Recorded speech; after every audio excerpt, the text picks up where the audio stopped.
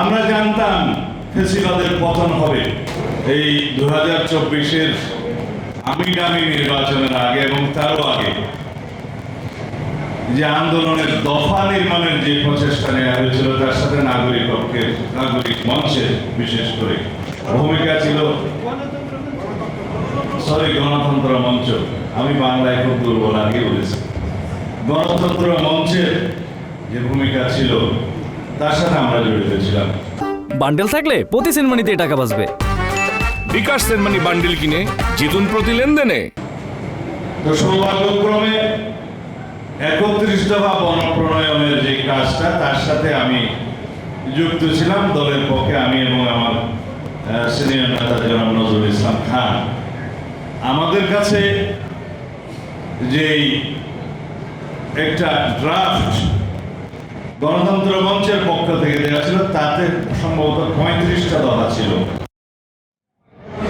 সেই 35টা দফা প্রত্যেকটাকে আমরা অ্যাকোমোডেট করেছি 31 দফার মধ্যে দুটো বাদ। সেই দুটো ভিন্নভাবে গণতন্ত্র মঞ্চের এই দফাগুলোর মধ্যে ভিন্নভাবে উচ্চারিত হয়েছে। সব জায়গায় তো গণতন্ত্র এবং ঐক্যমত্য হয় না। এখন যেমন জাতীয় ঐক্যমত্যে কমিশনের মধ্যে যা হচ্ছে আর কি, সব বিষয়ে তো ঐক্যমত্য হয় না, ওখানেও দুটোতে হয়নি। তবে 31 দফা প্রণয়ন হয়েছে এবং তারপরে আন্দোলনের জন্য যে 10 দফা প্রণীত হলো সেটার মধ্যেও আমরা যুক্ত ছিলাম। এগুলো আলাপ আলোচনার জন্য সবসময় আমাদের সিনিয়র পলিটিশিয়ান হিসেবে যেন মাহমুদুর রহমান মান্না ভাইয়ের সাথে আমার কথা বলতে হতো। এখানে যেন সাহেবুল হক সাহেব আছেন, ওনার সাথে কথা বলতে হতো। তা আমরা এই সমন্বয়টা করেছি। 10 দফাকে আমরা যখন এক দফায় নিয়ে আসতে পারলাম, সেই এক দফা প্রণয়নের ঝামেলা মানে কষ্টটা ছিল সবচেয়ে বেশি।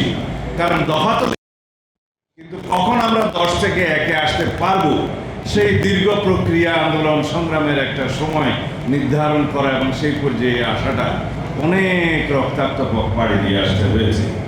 শেষ পর্যন্ত আমরা এক দফায় আসলাম এবং সেই এক দফার পরে দামি নির্বাচনের পরে বাংলাদেশের রাজনীতির ভবিষ্যৎ কিন্তু নির্ধারিত হয়ে গেল।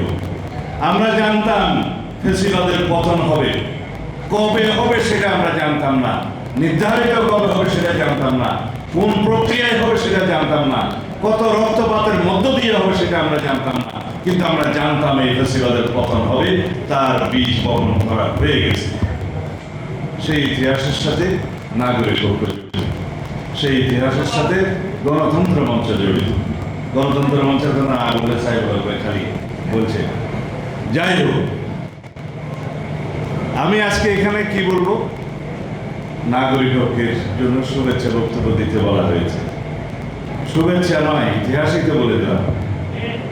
এখন আমি বলবো গণতন্ত্র মঞ্চ, নাগরিক ঐক্য, আপনারা যারা দলে এবং মঞ্চে পরিণত হয়েছেন, আপনারা এখন জাতীয়ভাবে সেই ভূমিকা পালন করবেন, যাতে জাতিকে আপনারা দিক নির্দেশনা দিতে পারেন। এটা হচ্ছে আমার শুভেচ্ছা এবং শুভকামনা।